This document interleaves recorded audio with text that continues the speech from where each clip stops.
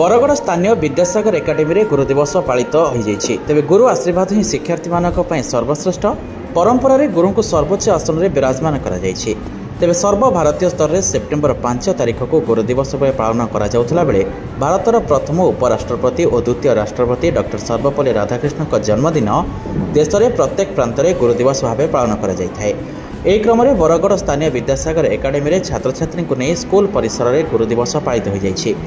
एथिरे अध्यापक सविता प्रभा साहू, निर्देशक जयदेव भोई, निर्देशिका सुधामयी भोई, अध्यक्ष शुभनीता पीसी एवं वर्षाराणी साहू प्रमुख मंचासीन थिले।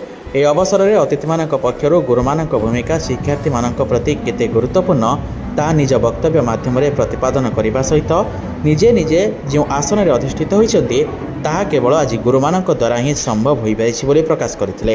ପରେ ପରେ ସଂସ୍କୃତି କାର୍ଯ୍ୟକ୍ରମ ଅନୁଷ୍ଠିତ ହୋଇଥିଲା।